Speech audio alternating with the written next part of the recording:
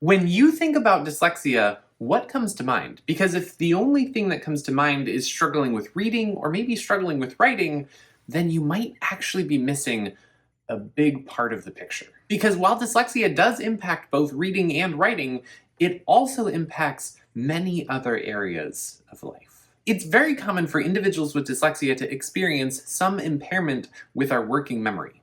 And working memory is responsible for a lot of things that all of us do on a very daily basis. Which is why it's common for dyslexic individuals to struggle with things like remembering names, remembering dates, remembering instructions or directions for how to get places, and even experiencing some challenges where if we're trying to learn something new and our working memory fills up, it makes it very hard to continue learning in that moment because our brain has nowhere else to put the information. Struggling with working memory can also make it so that we have to process things maybe slightly more slowly because our brain can't hold all of the information in our working memory, which is the memory that we're actively using that we can more quickly reach, and we have to then dig into other memory that's more difficult to access and takes more time, which is both more time consuming and also more effortful. And it's challenges with our working memory that make it so difficult for dyslexic individuals to keep up with or track when we're told step-by-step instructions for how to do something. For example, if you try and tell me, hey, here is how you play a new game that I've never played before that has a lot of complicated rules, when you're about 2 steps in, my brain is going to be like, okay, we're full, we're done, we're going to figure it out as we go because I can't hold on to all of the things that you're saying. Our challenges with working memory can also actually contribute a little bit to the social anxiety that we sometimes experience when we're part of a conversation and we're trying to find the words and we're trying to keep up, and our brain is kind of struggling to keep up because it's looking for the right words and it's taking a little bit longer, and by the time we find them, the conversation has moved on. And so there's this pressure that creates anxiety because it's like, I'm never quite there in the conversation. And that does not always happen, but it does happen, and it can be actually kind of common for dyslexic individuals. Another area of everyday life that can be impacted by being dyslexic is rote learning, or processes of rote learning, where you're trying to learn how to do something so that you can do it from memory. That's something that dyslexic individuals often actually struggle with, and it's why there are certain things like maybe reading a clock or tying your shoes the correct way, or even memorizing something like which is my left and which is my right hand. Those things tend to be a lot more difficult for dyslexic individuals, and it can take us so much more time to get down if we ever even get it down. Because if I'm honest, I still tie my shoes with bunny ears in not the way that I was tried to be taught, not the way that people tried to teach me to tie them when I was a kid that I just could not get. Again, a very common experience for dyslexic individuals. Another area of life that can be impacted by being dyslexic is our mental health. And it's not necessarily that being dyslexic predisposes us to anxiety or to depression, it's that the life experiences that dyslexic individuals often have can contribute to making it more likely for us to experience anxiety or depression, both because of the pressure that we feel to fit into a society where we just don't quite fit in, but also it's so painfully common for dyslexic individuals to be treated in a negative way that impacts our well-being and our mental health and just makes us more likely to be in a position where it's like, yes, I'm feeling anxious about my ability to do this, or I'm feeling depressed because I'm not good enough. I'm different from everybody else in a way that feels really negative. One of the specific experiences that's really common for dyslexic individuals that also contributes to this is a sense of self-doubt. Because when you try and fail to do something over and over again, and you see your peers succeeding at it seemingly very easy, at some point, it's pretty hard not to internalize that and start to think, man, there must be something wrong with me that makes me not as good as, not as smart as, not as capable as all of my peers. And that shame can seriously contribute to our experience of depression, anxiety, and really just our self-loathing at times. Which is why it's so common for dyslexic individuals to be kind of avoidant of certain types of activities, because we can become very afraid that if we speak up, it will just highlight that we're making mistakes again and again, and so we don't. Like, please, don't make me talk. I'd rather not.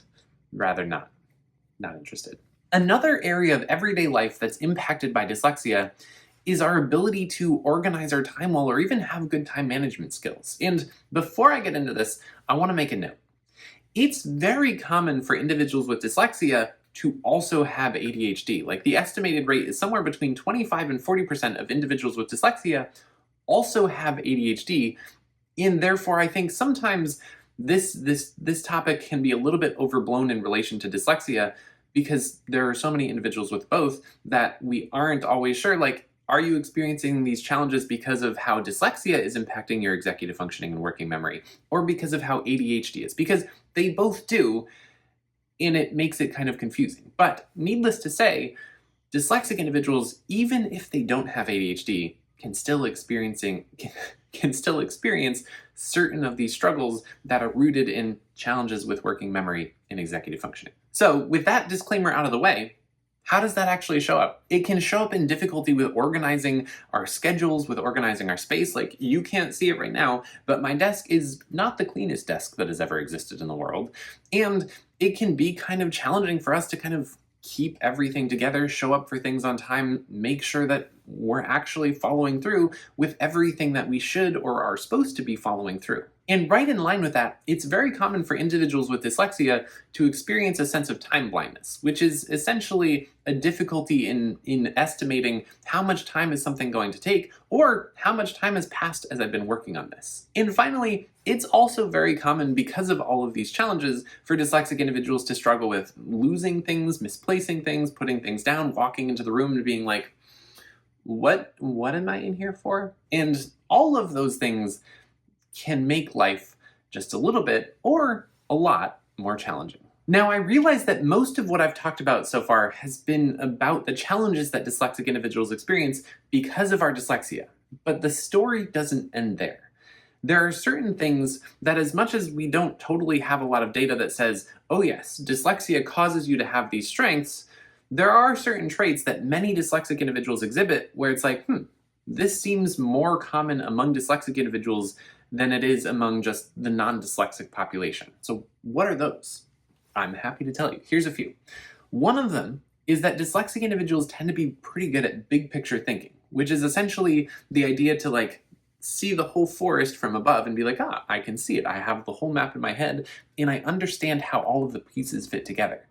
And yes, that does mean that it's also pretty common for dyslexic individuals to miss some of the specific trees, because, let's be honest, the details don't always matter as much as the forest, right? Or is that, maybe that's just the dyslexic part of me talking?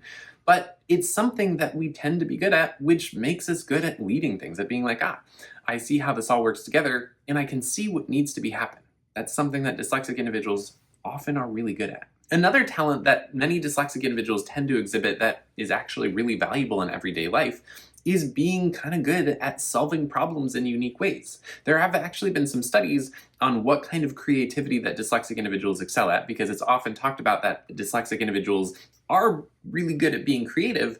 And the type of creativity that these studies have demonstrated that we're good at, wow, that was a lot of words, sorry about that, but here we are. The type of creativity that dyslexic individuals tend to be really good at is something called divergent creativity, which is essentially the ability to come up with a lot of different ways of doing the same thing, many of which are unorthodox or different than ways that have ever been thought of before, which can be incredibly valuable, especially when you encounter some of those more complicated problems that there haven't been any good solutions for yet. I personally think this might be one of the reasons that there are so many dyslexic inventors, because dyslexic individuals tend to just kind of look at the world a little bit different and be like, I have an idea of 37 different ways that we could solve this, and one or two of them might actually work really well. Another thing that dyslexic individuals tend to be really good at is storytelling. And one of the potential explanations for this is that dyslexic individuals tend to be better at episodic memory than semantic memory. Semantic memory is when you remember like a naked fact. It's a fact that you have no context around. You just know that water boils at the temperature of 212 degrees Fahrenheit or 100 degrees Celsius. It's like, that's a number, and you just remember it.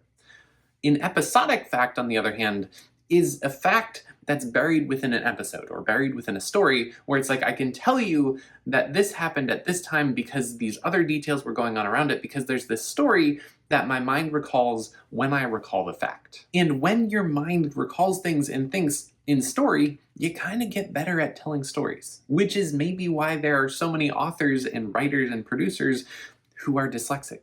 And a final talent that many, but definitely not all dyslexic individuals have is being really good at spatial reasoning. Spatial reasoning is essentially the ability to think three-dimensionally so that you could look around a room and be like, I could, in my mind, move the furniture around to see how it would look, or I could design a building or a house, which is one of the reasons that it's postulated that there are a lot of dyslexic individuals in careers like architecture and engineering, because those abilities are really beneficial when you're working in those areas. All of these things, whether we're talking about some of the talents that dyslexic individuals have or the challenges that we face in our everyday life, are why it's important that we expand the conversation about what dyslexia is. Because as long as people look at it and are like, oh, that's just challenges with reading and writing, right? Like, you basically deal with that when you're in school and then it doesn't impact the rest of your life. When we look at it like that way, we do a disservice to individuals who are dyslexic, both because we're downplaying or dismissing that it impacts more of life, but also we're not leaning into supporting us in getting the resources that we need in order to be able to contribute to society in the way that we're capable of when we have those supports. Because after all, dyslexia is so much more than reading and writing. And when dyslexic individuals are facing struggles on a daily basis that we aren't realizing are impacted by our dyslexia, or that we haven't tried to figure out, okay, what are ways that I can give myself accommodations to deal with this, then it makes life more challenging for us than it has to be, and that takes away from our ability to focus our time and attention on other things, like the areas where we have incredible strengths that we could be nurturing and fostering to grow. Which is pretty much entirely why I'm here talking about this, and why I hope you're here watching it. And on that note, we are at the end, and I'm curious, was there anything that I talked about today that shocked or surprised you, and you're like, oh, I had no idea that had something to do with dyslexia? And if there was, what was it? Let me know in the comments down below. But otherwise, thank you for being here. Feel free to give this a like, feel free to subscribe if you want to, but otherwise, have a delightful whatever time of day it is, wherever you are.